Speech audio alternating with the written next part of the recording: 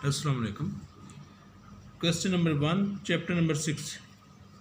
A uniform ladder rests with its upper end against a smooth vertical wall. एक smooth vertical wall है जिसके साथ एक uniform ladder जो है वो पड़ी हुई है and it's foot on rough horizontal ground, और जो लैडर का फुट है वो हॉरिजॉन्टल ग्राउंड पर है जो कि रफ है. Show that the force of friction, आपने ये प्रूव करना है force of friction at the ground is half W tangent of theta. मतलब फोर्स ऑफ फ्रिक्शन का आंसर गिवन है जो आपने प्रूव करना है. Where W is the weight of the ladder and theta is inclination with the wall. मतलब wall के साथ जो लैडर एंगल बना रही है वो थीटा है और W जो है वेट ऑफ लैडर है. हम इसी स्टेटमेंट से ही काफ़ी हिस्सा जो है वो हम इसमें शामिल कर लेंगे, क्योंकि अक्सर स्टूडेंट ज़रा वो इसमें डिटेल लिखने से घबराते हैं, तो उसका भी मैंने हल सोचा है कि वहाँ से ही कुछ हिस्सा स्टेटमेंट से ही ले लिया जाए.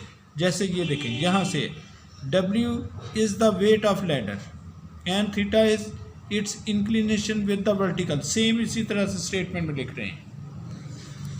Given W is weight of ladder and theta is it's inclination with the vertical. जो क्वेश्चन की स्टेटमेंट में लास्ट में गिवन है सेम वही लिखा है. और ये जो इधर लैडर है इसके मिडल में G आपने लिखा है. G मतलब सेंटर ऑफ ग्रेविटी जो है इसके मिडल पे आएगा. और लैडर जो है जब इधर वॉल पर पड़ी हुई है तो इसका रिएक्शन जो है इसके साथ फ्लोर पर है और वॉल के साथ इसका अपर एंड है, तो रिएक्शन ऑफ फ्लोर जो है वो अपवर्ड होगा और फोर्स ऑफ फ्रिक्शन जो है वो म्यू आर इस साइड पे होगी. जब ये लैडर इधर थोड़ा सा स्लिप करेगी ज़ाहिर है तो फोर्स ऑफ फ्रिक्शन इस तरह अंदर की तरफ आएगी इस तरह से. अब वॉल के साथ ये जो लैडर पड़ी हुई है तो इसका जो वॉल का रिएक्शन जो है वो इस तरफ आएगा, इस तरफ S से डिनोट किया गया है. और वॉल चूँकि स्मूथ है, स्मूथ वॉल है, इसलिए फोर्स ऑफ फ्रिक्शन यहाँ पे नहीं आएगी. थीटा जो है वर्टिकल के साथ है, मतलब वॉल के साथ जो लैडर एंगल बना रही है वो थीटा है. अब इसमें ये देखिए जहाँ पे इसका मिडल पॉइंट है वहाँ पे इसका वेट एक्ट कर रहा है W, ये हमने इधर इसको शो किया. अब अगर एंगल इधर थीटा है, इधर जितनी भी लाइन इस तरह से बनेगी उन सब के साथ एंगल थीटा आएगा. मैं आपको वेरी इजी मेथड से ही सॉल्व करवाता हूँ. अब इस तरह से आप एक क्वेश्चन कर लेंगे ये वाला क्वेश्चन, तो चैप्टर 5 की तरह ही बहुत सारे क्वेश्चन आपसे सॉल्व हो जाएंगे. जिस तरह से चैप्टर 5 में क्वेश्चन है उस तरह से ये मैं आपको सॉल्व करवा रहा हूँ. अच्छा, इसमें अब ये जो लैडर है इसकी लेंथ सपोज कर ली गई है 2L, खुद से हमने सपोज किया 2L है तो ज़्यादा हाफ लेंथ जो है वो L हो जाएगी. इधर से W इसका वेट नीचे की तरफ आएगा, तो यही सब कुछ इधर लिखा हुआ. R is normal reaction of the floor, mu R force of friction, ये जो इधर mu R force of friction, AB भी the ladder of length 2L, then AG जो है उसकी लेंथ L हो जाएगी. R देखिए अपवर्ड R है, upward force R, downward W, R equal W. इस तरह से ये S इस तरह से राइट वर्ड है रिएक्शन इस तरफ, ये म्यू आर इस तरफ, left right word left word equal. Taking moment about A, इस पॉइंट के अबाउट मोमेंट सॉल्व कर लें, इस पॉइंट के अबाउट मोमेंट सॉल्व कर लें. तो यहाँ से देखिए क्लॉकवाइज मोमेंट, क्लॉकवाइज मोमेंट आपको पता है क्लॉकवाइज मोमेंट कौन सा होता है. अगर कोई फोर्स किसी भी बॉडी को इस तरह से रोटेट करवाए तो वो क्लॉकवाइज मोमेंट होता है. अच्छा, इसमें रफली ज़रा मैं फिगर अगेन आपको बना के दे रहा हूँ. देखिए इस तरह से ये वॉल है, ये इस तरह से ये एक इसके साथ ये लैडर पड़ी हुई है इस तरह से. इस लैडर की लेंथ जो है वो 2L सपोज की गई है, यहाँ तक लैडर की लेंथ 2L है. इसके मिडल में यहाँ पे इसका वेट एक्ट करेगा, ये G हमने सपोज किया है, G mean centre of gravity. तो यहाँ से इसका वेट इधर आएगा नीचे की तरफ. इधर वॉल क्वेश्चन में गिवन है वर्टिकल के साथ एंगल थीटा है तो थीटा इधर वॉल के साथ आएगा. अब ये भी लाइन इस तरह से, जो भी लाइन इधर अगर हम एक लाइन और भी इधर ड्रा कर लेते ना फ़र्ज़ करें, तो इधर भी एंगल थीटा आना था, लेकिन यहाँ पे हमने सिर्फ इधर ही लाइन ड्रा की है क्योंकि यहाँ पे वेट इसका एक्ट कर रहा है, तो ये यहाँ पे थीटा आ जाएगा। ये 2L है, मिडल में लैडर यूनिफॉर्म लैडर है, मतलब एक जैसी है, तो इसमें इसका वेट जो है इसके मिडल पे एक्ट करेगा। तो A से G तक जो डिस्टेंस है वो L हो जाएगा, क्योंकि टोटल में हमने 2L सपोज की गई है। इसी तरह से ये फिगर इधर बनाई थी, वो मैंने ज़रा रफली बनाई है। तो इधर म्यू आर इस तरफ होगा, फोर्स ऑफ फ्रिक्शन इस तरह से होगा, रिएक्शन ऑफ फ्लोर ऊपर की तरफ होगा, इसमें वॉल का रिएक्शन एस से डिनोट किया गया, ये इस तरफ होगा। स्मूथ वॉल है तो फोर्स ऑफ फ्रिक्शन नहीं होगी। ये क्वेश्चन आप समझ लेंगे तो चैप्टर 5 के जितने क्वेश्चन मैं करवाऊंगा वो इसी टाइप में ही सॉल्व होंगे, सब में इसी तरह से सेम हम सॉल्व करेंगे। अब इस पॉइंट के अबाउट मूवमेंट लिया करेंगे अक्सर क्वेश्चन में, टेकिंग मूवमेंट अबाउट ए। अब मूवमेंट जैसे लेते हैं, मतलब इसमें से फोर्सेस, आर फोर्स ए में से पास कर रही है, आर जो फोर्स है वो ए में से पास कर रही है, इसलिए जो भी फोर्सेस ए में से पास कर रही है उनका मूवमेंट ज़ीरो होगा। आर फोर्स ए में से पास कर रही है, म्यू आर भी देखें इधर से इसमें से पास कर रही है, इसका मूवमेंट भी ज़ीरो होगा इस तरह से।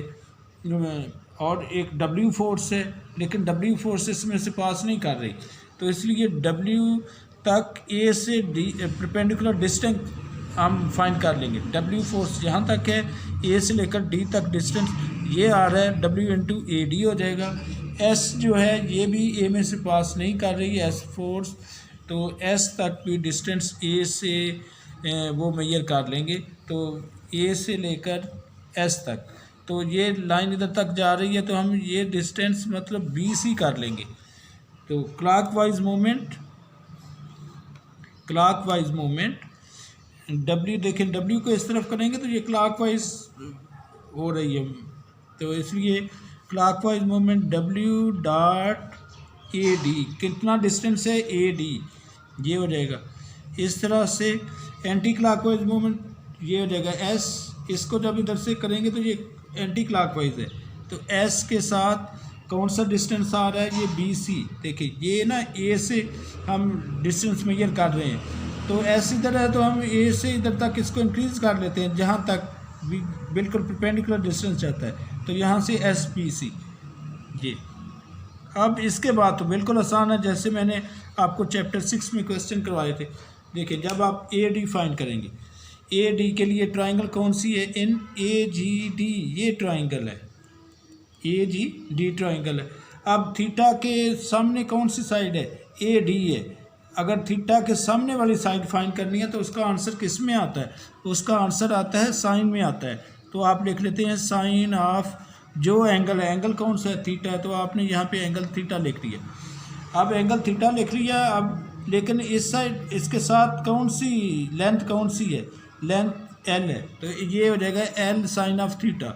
इसके बाद यहाँ पे एस किसके इक्वल है, एस इक्वल है म्यू आर के, तो वो आप इधर से म्यू आर लिख लेते हैं, एस इक्वल म्यू आर डेल बी सी, बी सी की वैल्यू आपने फाइंड करनी है।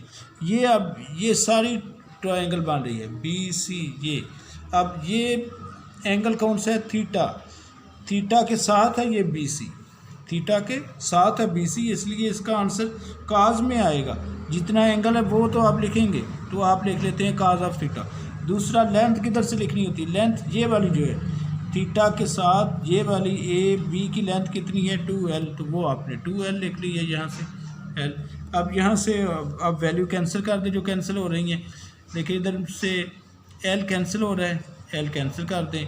आपने म्यू आर की वैल्यू फाइंड करनी थी फोर्स ऑफ फ्रिक्शन की, तो म्यू आर इक्वल ये 2 दूसरी साइड पे जाएगा तो 1/2 हो जाएगा, W हो जाएगा साथ में साइन ऑफ थीटा, और ये काज ऑफ थीटा दूसरी साइड पे जाएगा तो डिवाइड में आ जाएगा।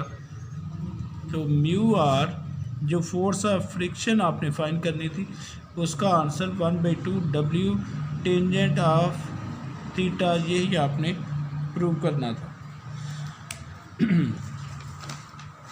इसी टाइप में सारे क्वेश्चन जो चैप्टर 5 के जब मैं सॉल्व करूँगा इसी टाइप में सॉल्व होंगे।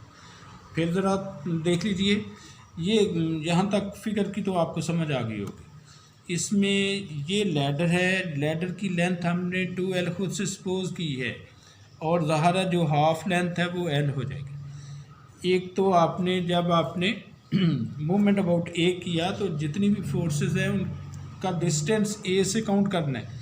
आर का डिस्टेंस, आर चूँकि ए में से ही पास हो रही है, इसका डिस्टेंस ज़ीरो है। म्यू आर ए में से ही पास हो रही है, इसका डिस्टेंस ज़ीरो है। एक रह जाएगी डब्ल्यू, एक रह जाएगी एस। डब्ल्यू का डिस्टेंस ए से ए डी तक है। ए डी फाइंड करना है किस ट्राइंगल में, ए जी डी में। थीटा के अपोजिट ए डी है, थीटा के सामने है। जब सामने होती है तो साइन में आंसर आता है, जितना एंगल होता है वो साइन का लगाते हैं, साइन ऑफ थीटा। साथ में ये लेंथ है तो L sine of theta. S की वैल्यू म्यू आर लगाई आपने। बी सी ये होल ट्राइंगल में है, B C whole triangle theta के साथ है बी सी। अब बी सी थीटा के साथ है तो हमने काज ऑफ थीटा लिखना है, तो ये हो जाएगा काज ऑफ थीटा। इधर लेंथ इस कितनी लेंथ है, ये सारी 2L लेंथ है, तो 2L काज ऑफ थीटा। यहाँ से म्यू आर फाइंड करना था, इससे आपने डिवाइड करवा दिया तो 1/2 W tangent of theta, force of friction आपने फाइंड कर दी है। Thank you very much.